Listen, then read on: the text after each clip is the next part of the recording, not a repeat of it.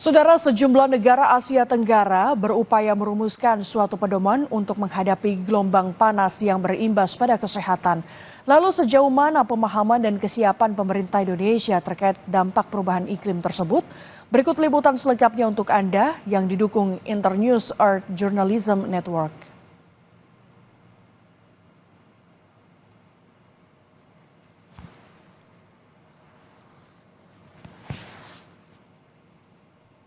Bahwa suhu bisa menjadi lebih panas jika emisi terus meningkat. Para ilmuwan telah menyatakan tahun 2024 sebagai tahun terpanas yang pernah tercatat. Menurut WMO, 9 bulan pertama tahun 2024, kenaikan suhu rata-rata global sebesar 1,55 derajat Celcius di atas tingkat praindustri. Perubahan iklim menyebabkan suhu global meningkat, membuat setiap wilayah merasakan panas yang berbeda-beda.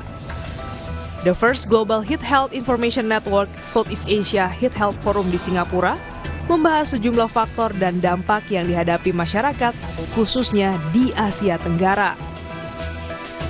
Jason Lee, Ketua Jinhab Asia Tenggara, menjelaskan upaya mereka menuju Asia Tenggara yang tangguh terhadap panas, meningkatkan mata pencaharian dan kesejahteraan. Co-create and co-produce these guidelines and recommendation with the Southeast Asia.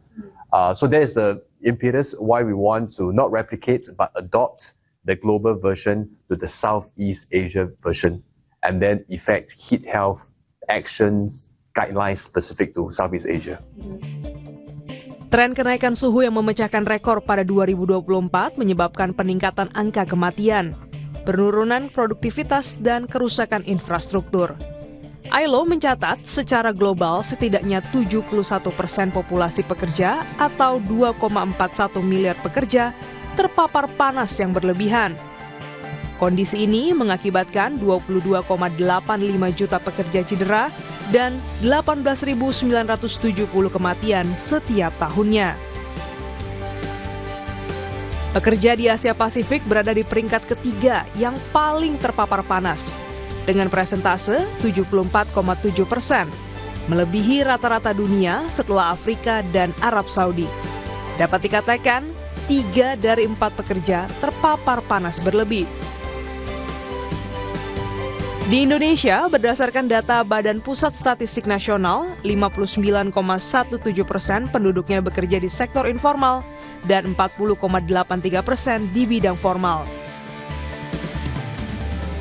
Sejumlah dampak heat stress terhadap pekerja mengalami kelelahan, ruam, pusing, gangguan ginjal, penyakit kardiovaskular, dampak kesehatan mental, bahkan menyebabkan kematian. Risiko kesehatan pada pekerja dalam situasi genting yang memiliki kapasitas lebih rendah untuk beradaptasi membuat mereka lebih rentan terhadap penyakit terkait panas. Penerapan K3, keselamatan dan kesehatan kerja dapat mencegah cedera akibat kerja yang berkaitan dengan panas berlebih dan dapat menghambat kerugian lebih dari 361 miliar dolar secara global. Menyikapi tantangan di sektor penyokong perekonomian, spesialis kesehatan kerja dari WHO menyatakan segera merilis pedoman terhadap tingkat stres panas terhadap pekerja formal maupun informal yang disusun bersama Organisasi Meteorologi Dunia. Guidance is intended for policymakers, employers, workers, and even health workers. So the companies, the employers are definitely there are recommendations for them on how they can implement these interventions to protect workers. Yes. Sementara itu, Direktur Penanggulangan Bencana Palang Merah Indonesia, Ridwan Sobri, menjelaskan pemerintah Indonesia tengah mempersiapkan mitigasi dari dampak panas. Sejumlah studi dilakukan seperti studi persepsi mengenai panas. Jadi terkait dengan panas ekstrim di Indonesia ini memang sekarang dalam tahap awal gitu ya. Jadi memang panas ekstrim masih belum diklasifikasikan sebagai sebuah bencana di Indonesia, meskipun sekitar regional di beberapa negara itu sudah ya, seperti India. Ridwan menambahkan pihaknya akan menjembatani hasil forum JIN dan akan menjadi usulan untuk menentukan kebijakan komprehensif yang akan diambil pemerintah Indonesia ke depannya dalam menindaklanjuti dampak perubahan iklim di regional. Sejumlah langkah antisipasi dampak panas terhadap kesehatan dilakukan Kementerian Kesehatan sejak adanya laporan cuaca panas oleh BMKG.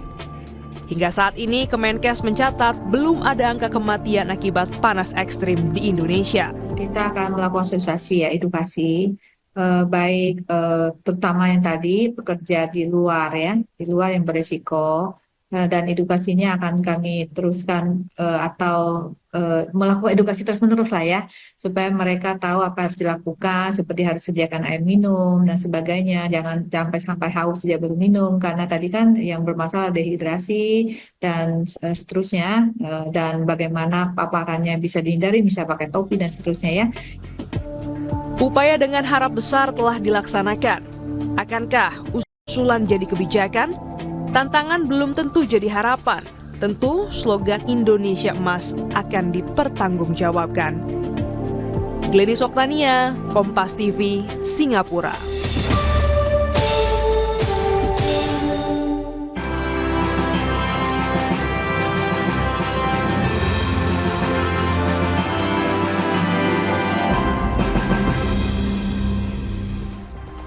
Informasi usai jeda, saudara, sejumlah penduduk di kamp pengungsi Jabalia di Gaza Utara memanfaatkan jeda pertempuran antara Israel dan Hamas untuk mengamati sisa-sisa rumah mereka.